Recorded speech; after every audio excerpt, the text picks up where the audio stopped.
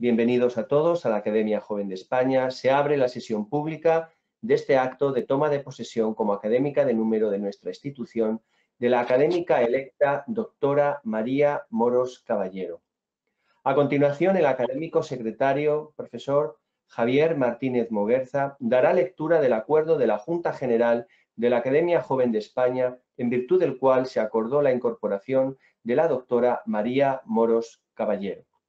En sesión extraordinaria celebrada el día 28 de mayo de 2020, la Junta General de la Academia Joven de España acordó elegir y proclamar a doña María Moros Caballero académica de número electa para el periodo improrrogable de 5 años, una vez cumpla los requisitos formales establecidos en el Reglamento de Régimen Interior de la Academia.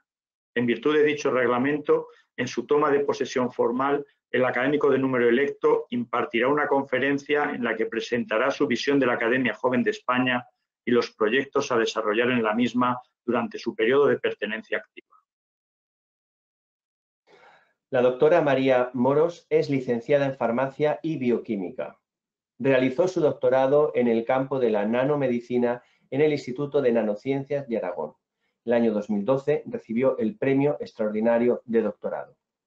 Tras un periodo postdoctoral en el mismo instituto, fue becaria Marie Curie en el Institute of Applied Sciences and Intelligent Systems en Nápoles, donde se especializó en el uso de modelos invertebrados para testar nanopartículas.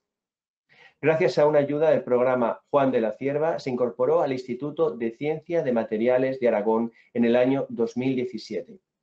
Su investigación se centra en la síntesis y funcionalización de nanopartículas para aplicaciones biomédicas, incluyendo nuevas estrategias de vectorización, biosensores y herramientas para medicina regenerativa. Otra parte de su investigación consiste en el estudio de las interacciones de los nanomateriales con proteínas, células y modelos animales. Ha publicado 50 artículos científicos y capítulos de libro y participa regularmente en actividades de divulgación científica. Recientemente ha recibido una Starting Grant del Consejo Europeo de Investigación, una beca del ERC. Acto seguido, la académica electa, doctora María Moros Caballero, pasará a leer su discurso que lleva por título La Academia Joven de España, una oportunidad única para aumentar el impacto de la ciencia. Cuando quieras, María. Gracias. Lo primero de todo, quería agradecer a los miembros de la Academia su esfuerzo por hacerla realidad y a los miembros del comité externo por haberme seleccionado para esta academia, porque realmente es un honor que reconozcan tu carrera científica y espero poder estar a la altura de esta academia. Mientras estudiaba la carrera de farmacia, me contaron una historia que me gustó mucho y que quiero compartir con todos vosotros porque creo que tiene mucho que ver con la visión de la Academia Joven de España. En el siglo XVIII, la viruela era la pandemia más mortífera que existía y morían de un 10 a un 20% de la población. En América se había introducido por parte de los conquistadores y causaba estragos. Había una creencia popular de que los infectados por viruela bovina, por las vacas, no se enfermaban con esta viruela humana. Y fue Edward Jenner, un médico que era inglés, el que se le ocurrió en 1796 inocular a los humanos esta viruela bovina. Fue un proceso no exento de falta de ética porque se le inoculó a un niño de 8 años que era el hijo de su jardinero. Pero lo que fue extraordinario es que este niño nunca más se infectó con la viruela humana. Es decir, había creado inmunidad.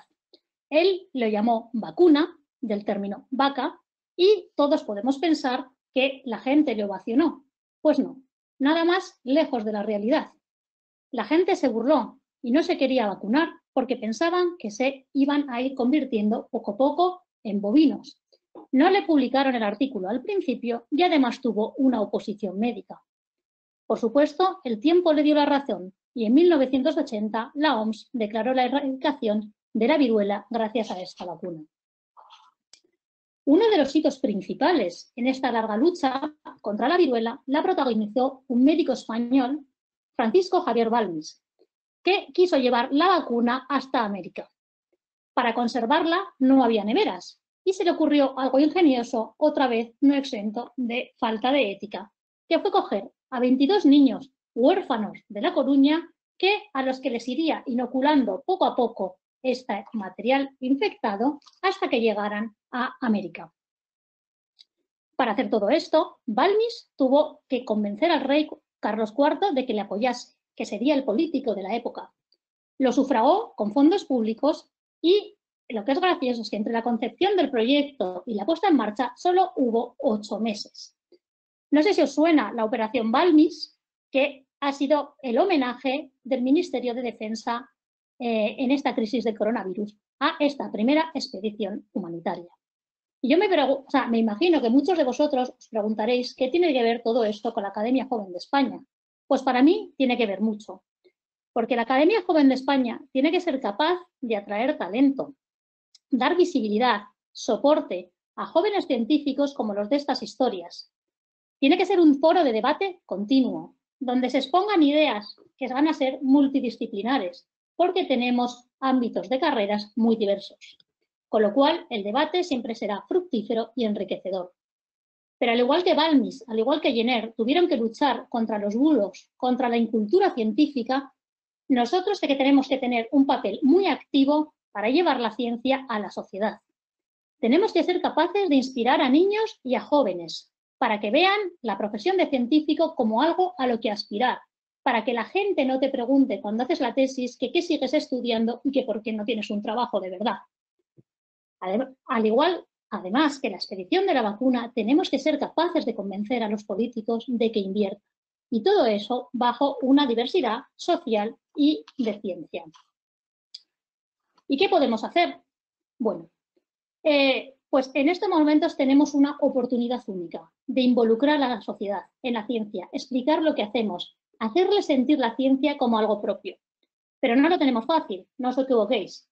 Según la encuesta de la percepción social de la ciencia y la tecnología que llevó a cabo la FECID en 2018, la gente valora muy bien a los científicos, pero sin embargo, solo el 13% de los encuestados decían estar muy interesados en ciencia.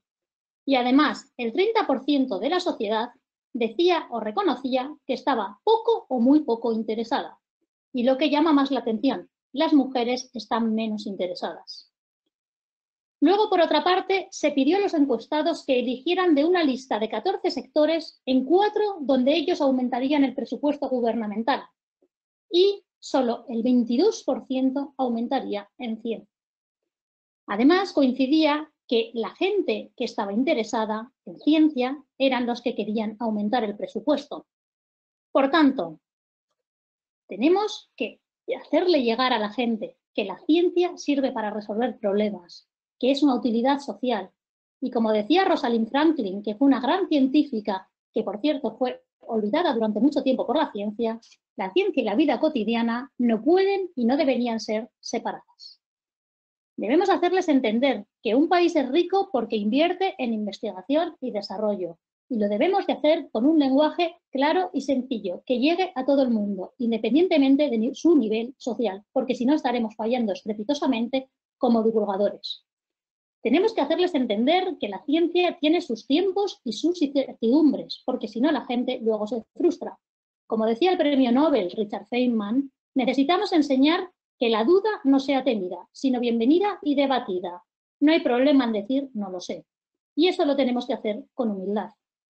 Y por último, tenemos que hacer entender la importancia de la ciencia básica. Y como decía Ramón y Cajal, cultivemos la ciencia por sí misma, sin considerar por el momento las aplicaciones. Estas llegarán siempre, a veces tardan años, a veces tardan siglos. Y un ejemplo muy bonito lo tenemos con la ciencia básica y aplicada aquí. Francisco Mójica es un investigador que por la década de 1990 investigaba por qué un microorganismo era capaz de sobrevivir en ambientes muy salados como las salinas de Santa Pola de Alicante. Él se dedicó a leer su genoma, sus secuencias, que son letritas en el ADN, y simplemente encontró que había unas secuencias que se repetían cada cierto tiempo. En ese momento, él no sabría qué significaba eso.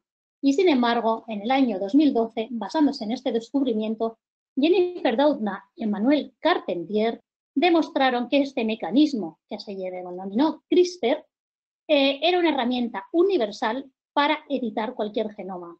Esto revolucionará la medicina y seguramente les hará conseguir el premio Nobel a estas científicas. Nosotros podemos contribuir y divulgar en la medida de nuestras posibilidades. Tenemos que ir a colegios, tenemos que ir a institutos, podemos utilizar programas que ya están y que funcionan muy bien, como la Semana de la Ciencia, el Día de la Mujer y la Niña en la Ciencia, juegos como High Score Science, o intentar que los estudiantes participen en otras iniciativas que ya están como fenómenos. Además, nosotros podemos empezar otras iniciativas, como hacer juegos, programas de visita a laboratorios, concursos y premios, y para eso a lo mejor tenemos que sacar financiación de programas que existen. Por otra parte, tenemos que tener en cuenta que una gran cantidad de gente utiliza Internet para consultar sobre ciencia. Por tanto, tenemos que seguir haciendo este tipo de webinarios, seminarios, pero a lo mejor tenemos que ir a los colegios para decir dónde se pueden fijar, ayudar a los profesores a que vayan conduciendo a la gente, a los alumnos, a este tipo de blogs que ya existen y que son buenísimos. Y, por supuesto, nos tenemos que aliar con los periodistas porque tenemos que luchar contra la desinformación que hoy están. Desde luego, la ciencia debería ser la base del desarrollo y tenemos que hacérselo entender a nuestros políticos. Ha quedado claro que España no puede estar solo basada en el turismo y tenemos que aprovechar este momento para intentar cambiar el modelo productivo. Al contrario que en muchos otros países de la Unión Europea, desde el 2009 hemos sufrido una serie de recortes impresionantes. De hecho, todavía estamos en niveles de inversión precrisis. Y lo peor de todo es que ni siquiera se ejecuta todo el presupuesto. Esto nos está lastrando y la gente es mucho más difícil estabilizarse en las universidades, en CSIC, por ejemplo. Tenemos una gran cantidad de gente que no puede volver o no puede estabilizarse porque se leen 10.000 tesis al año, pero solo se ofertan 800 contratos postdoctorales y además esto también incide en la brecha de género. Por tanto, tenemos que querer un pacto por la ciencia, que se planifique la carrera científica a largo plazo, se aumente la inversión, se promueva el mecenazgo, la innovación y se disminuya la burocracia. Tengo que decir que hoy ha salido el plan de choque para la ciencia e innovación y aunque no me ha dado tiempo de leerlo mucho, parece que muchas de estas reivindicaciones se quieren cubrir, como el impulso a la investigación biosanitaria, la reforma de la ley de la ciencia, haciendo una contratación estable, aumentando el presupuesto de los contratos postdoctorales o aumentando las iniciativas público-privadas y la transferencia a la industria. Nosotros podemos intentar aumentar desde la Academia Joven de España las interacciones entre políticos e investigadores, por ejemplo, con acciones como Ciencia en el Parlamento. Podemos hacer foros de debate, pero yo creo que lo que tenemos que hacer es hacer una búsqueda, unir a los científicos, las asociaciones y las fundaciones que hacen estas cosas también, porque juntos tendremos mucha más fuerza. Y por último, por supuesto, y a pesar de que este panorama político, tenemos que ser capaces de atraer jóvenes. La Academia Joven de España tiene que ser un lugar de referencia. Tenemos que tutorizar y ayudar a jóvenes que están en la misma situación que hemos estado nosotros. Fomentar programas de atracciones de talento, como estancias de estudiantes en los laboratorios con becas de verano, intentar dar proyectos a gente junior, y eso a lo mejor podemos hacerlo sacando financiación de mecenazgo como Precipicio.